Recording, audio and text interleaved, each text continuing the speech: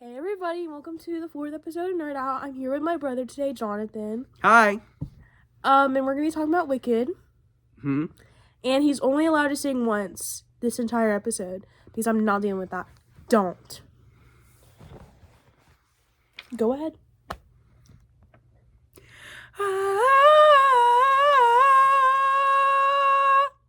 Okay, moving on. So I have some questions for you today. Okay, great. About both parts because we've seen both parts. Mm-hmm. Even though I saw Wicked for Good twice and he only saw it one time. Okay. First question, is part 1 or 2 better? Part 1's better. Oh, finally you have a correct opinion. Well, everyone already knew that. Everyone knows the second act's not as good as the first one. The play's been out on Broadway for like 50 years. 20? Same difference. No.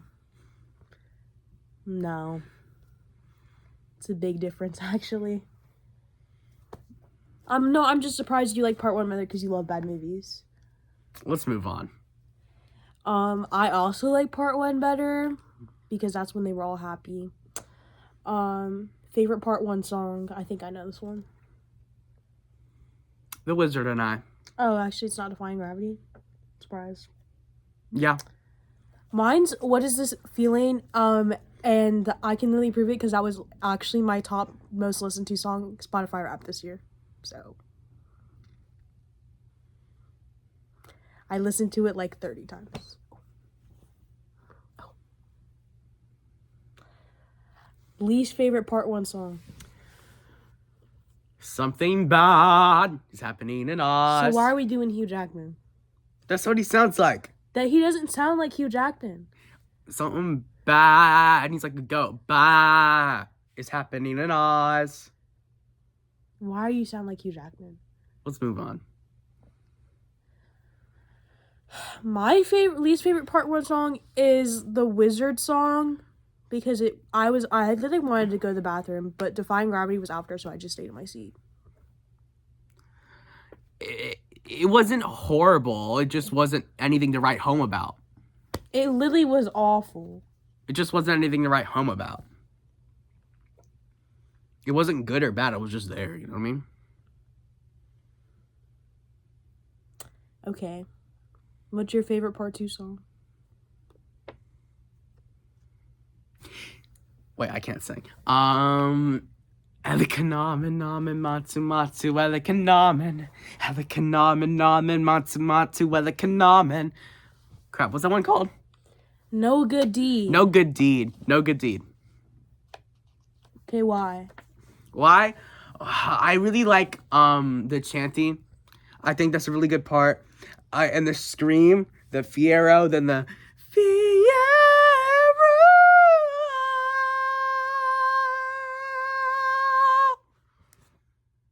You know? Yep. Mine is Thank Goodness. I think you guys can guess who my favorite character is. I don't know why you're side-eyeing. That song's good. Let's move on.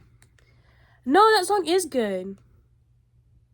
I was gonna say As Long As You're Mine, but I hate Fiero and Elphaba. Why's that? Bro, because it's such a bun ship. First of all, he's like with Glinda, he's like, yeah, he's not happy or whatever, but that's on him. And then he sees Elphaba, he's like, actually, I'm gonna run away right now. And then Glinda's like, what? Like, literally, like, the doll, like, actually, y'all were conspiring against me because I missed Elphaba too, and y'all are gonna go do this? Obviously, they both did her dirty. Like, I don't, no, I'd be mad too. Right. But Glinda isn't a good person. I don't care. I'm Glinda's number 1 defender. Okay. Okay, the next question is, what is your least favorite part 2 song? That's very difficult. It's actually not. I'm joking. It's not difficult at all. It's the one where they're in the castle. Wonderful. All will be wonderful. Wait, what? That one's the worst song in part 2. The worst one. I love that song. What is good about it? The FNAF edits to that song.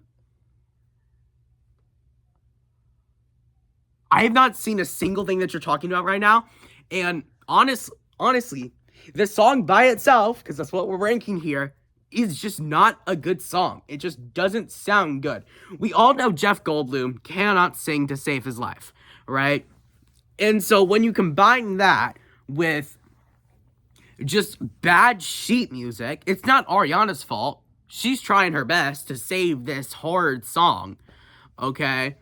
And that's the only good decision they made for that song, is to have Ariana in it this time, because she can make it just a tad bit better with her singing prowess.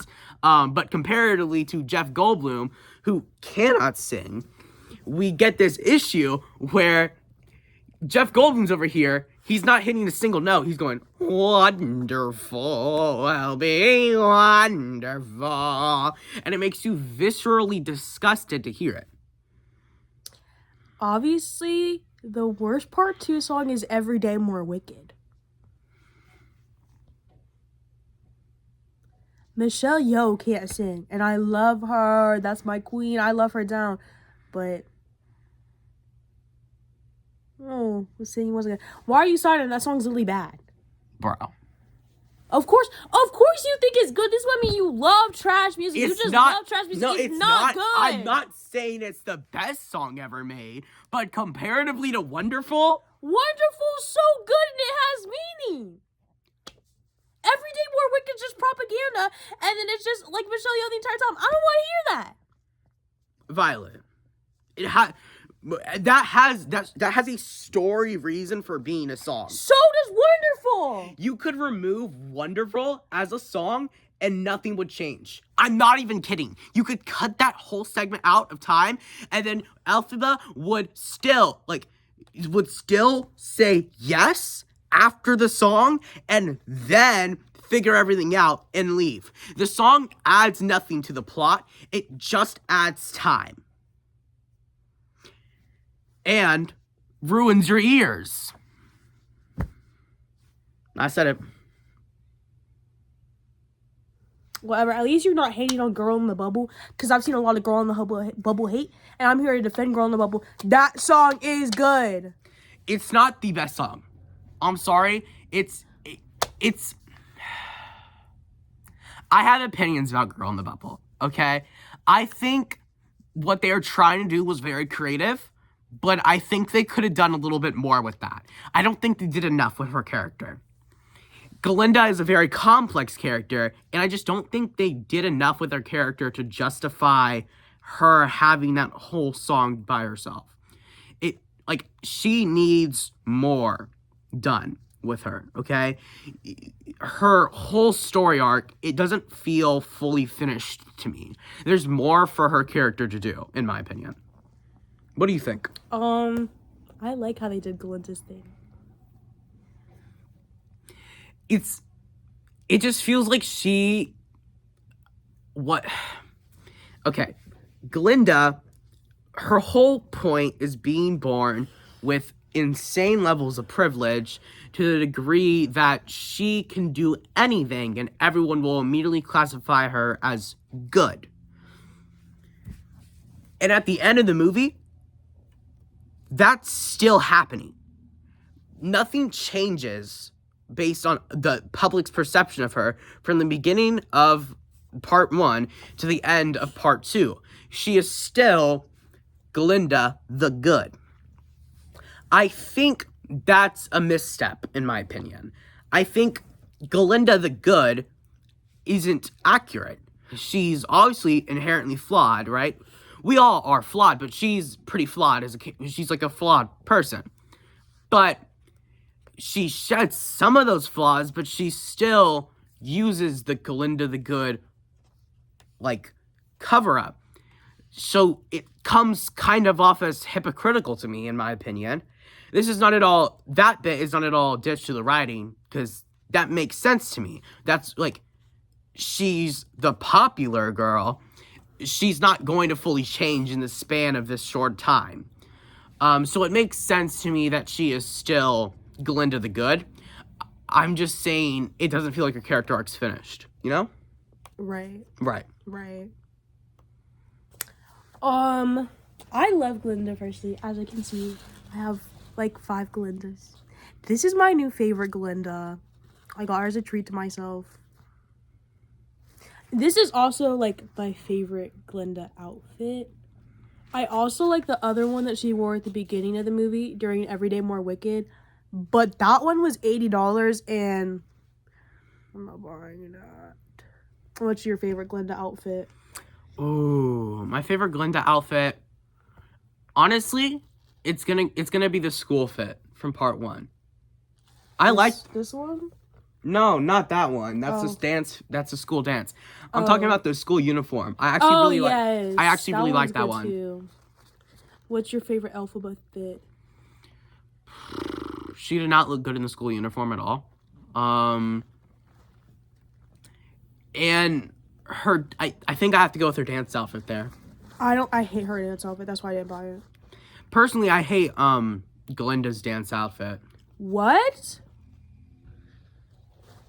Wait, no. This one's cute.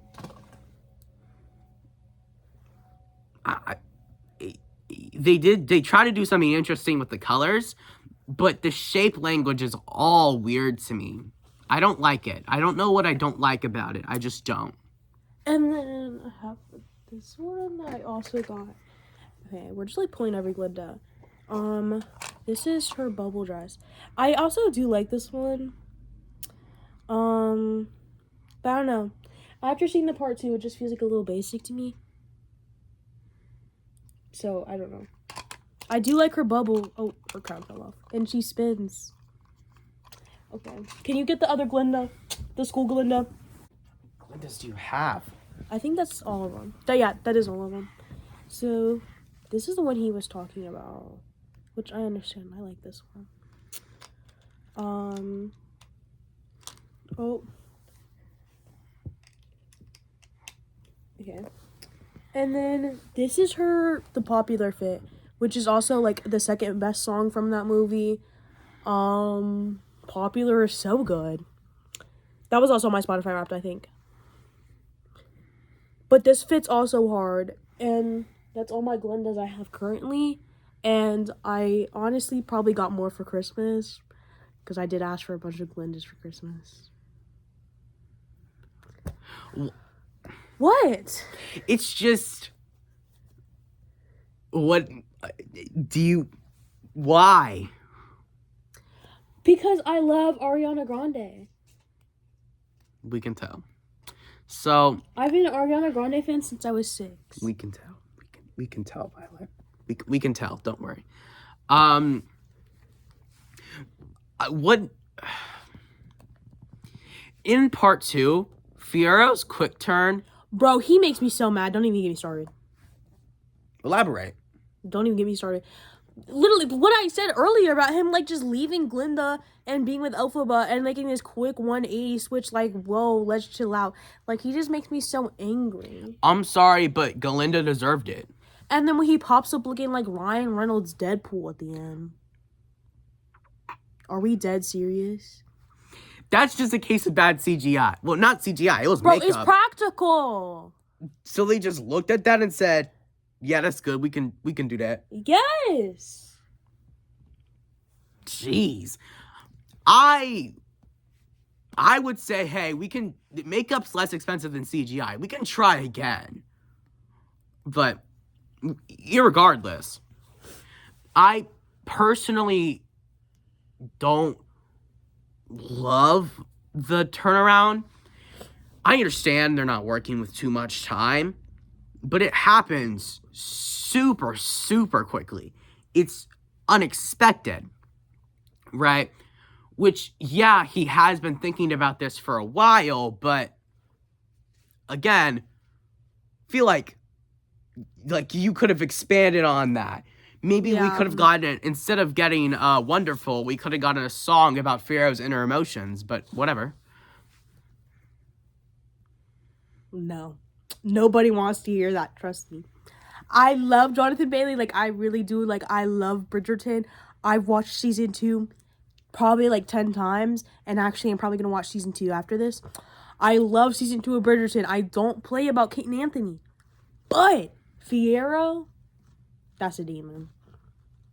But he can sing. Yeah, I know he can sing. Whatever. I'm just saying, a song about Fiero's inner emotions and inner turmoil. Nobody wants to hear that. That could go. Not a single person wants to hear that. Nobody cares about Fiyero. You might be the only person who cares about Fiyero. Okay.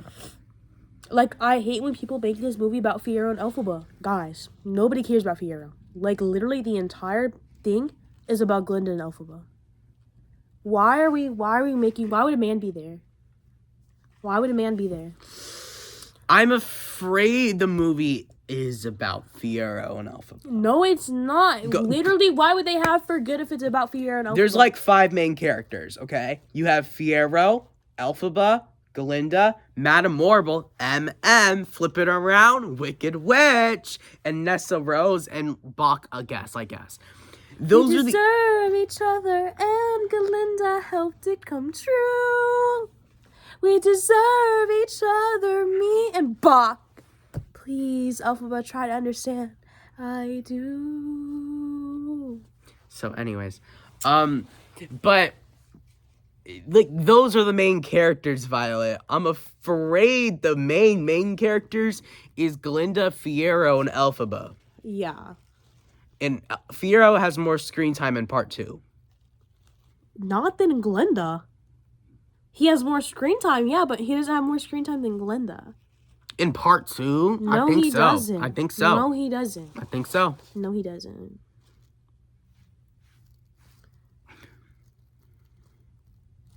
No. This is For Good slander. This is not For Good slander. I'm just saying the truth. That's like maybe the best song. What? For Good. I mean, it's not better than No Good Deed. Like a comet pulled from orbit As it passes the sun.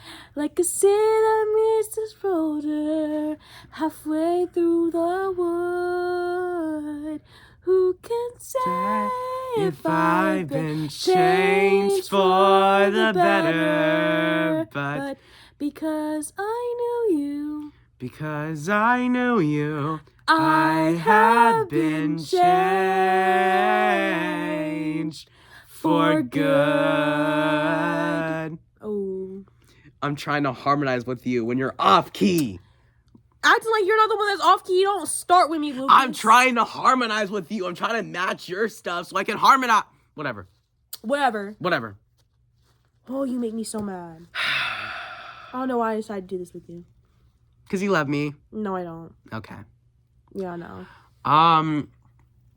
Okay, do you have any more questions? What's your favorite character?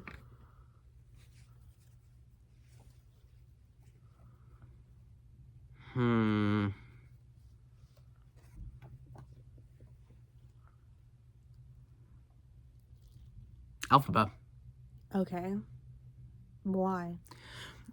She has the most screen time and as such is the most in-depth character with the most like fleshed out emotions. Mm-hmm. You understand why she does everything and all of her attempts to be good are all failing and how that affects her.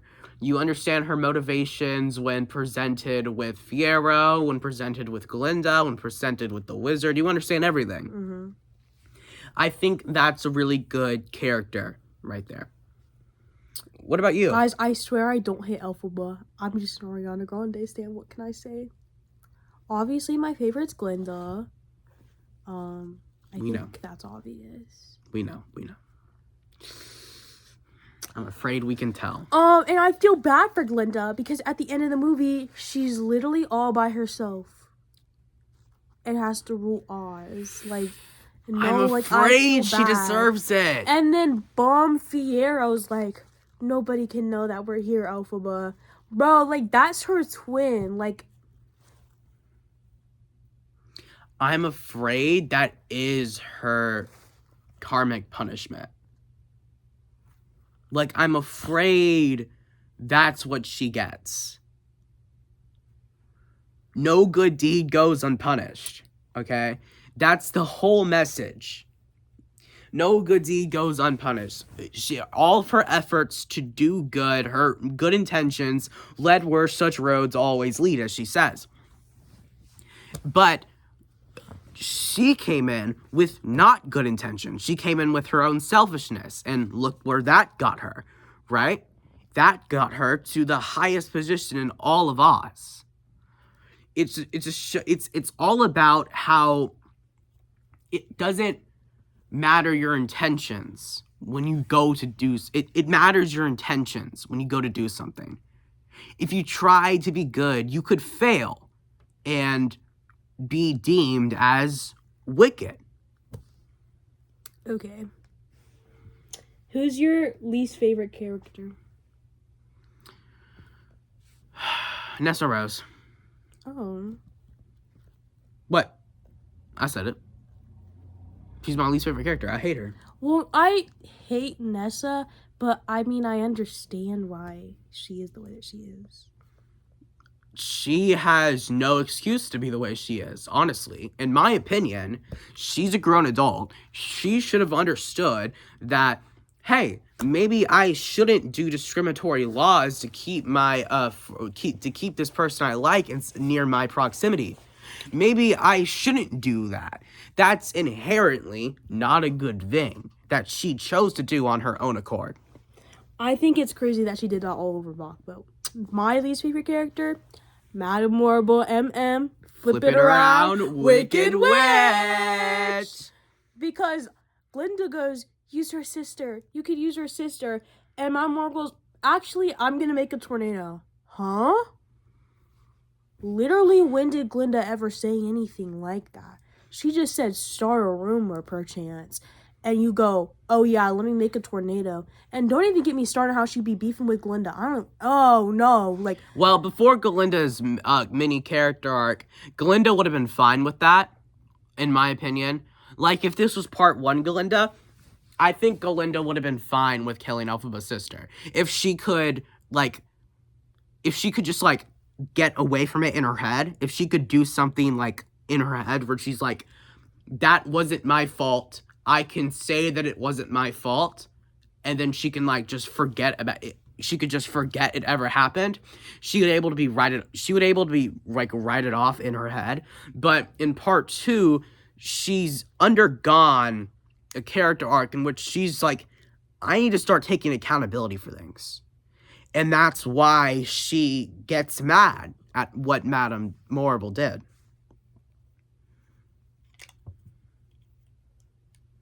Madame Morrible, MM, flip it around, Wicked Witch. Okay. What? You acting like you haven't been stopped. It's like, you keep saying that. I said it one time. You said it twice. I meant not just on this, like, around the house. You literally say it all the time.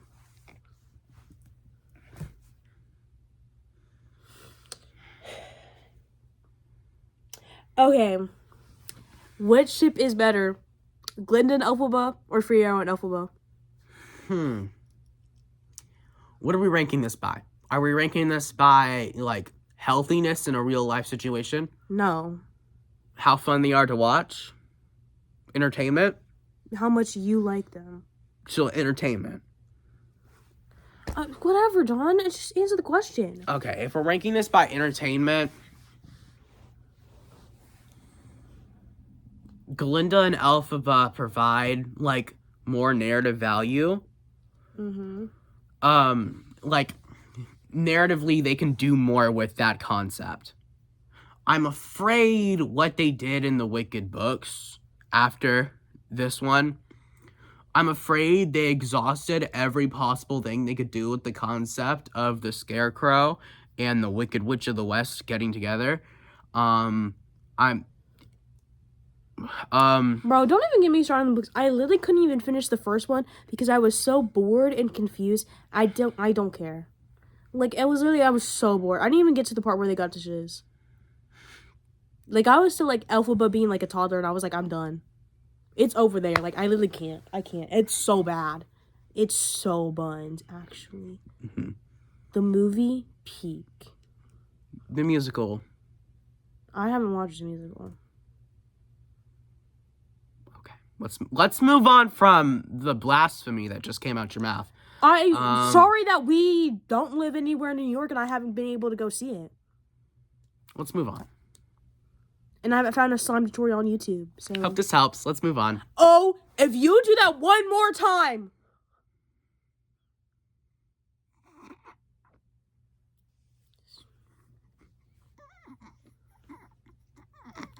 It's not even funny. It's just annoying. I don't know why you do it. Okay. What's your favorite moment from part 1? Favorite moment from part 1? The Wizard and I. I said moment, not song. Like a scene. That's a moment. That's a scene. The scene. What you already? Yeah, say something different than the song that you already picked. Okay. The scene where she gets the vision about the future. I think that shows a lot about her character. She interprets this day. She sees a day in which there's a float of her and people are dancing and singing around it, and she sees that and is like, oh, people are celebrating me. I finally am able to do something good, right? But what's actually happening is people are celebrating her death. It shows how she's getting these objective visions of the future, but is interpreting them through her own subjective lens of reality. What do you think about that? It's okay. My favorite moment from part 1 is at the Ozdus when Glinda and Elphaba do their little dance. Because I loved in Wonderful when they did the dance again. Mm-hmm. I think that was a really in-depth character moment. Glinda didn't change all that much by that dance, but she did change her thought process, I guess. You know what I'm trying to say? Yeah. She changed in a fundamental way that didn't equate to actions immediately. Instead, down the line in Wicked Part 2, some of that stuff starts to come back up and it's like, okay, hold up, wait, you know? Mm-hmm. What's your favorite moment from part 2? Don't say a song you already said. I wasn't gonna. Are we sure? I wasn't gonna.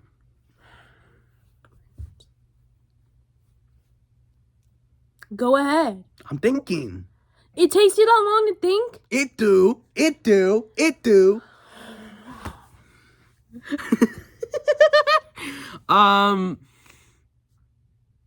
I think I'm gonna have to go with the opening scene where with one of the few opening scenes where Fiero is like getting proposed to by Galinda and he has to deal with that and he's like, I'm not sure if I want to do this, but I'll do it for you, you know? I hate that scene. Of course you do. My favorite scene from part 2 is when Bach is like the Tin Man and they're doing the March of the Witch Hunters, which is also another one of my favorite songs from part 2. And he looks at Galinda. Oh, and he looks so evil. I was like, oh my god. Mind you, I hate Bach and I hate Ethan Slater, so I didn't know he had all of that. I didn't know he could do that. I was actually shocked. I have a personal score to settle with Elphaba. With the witch!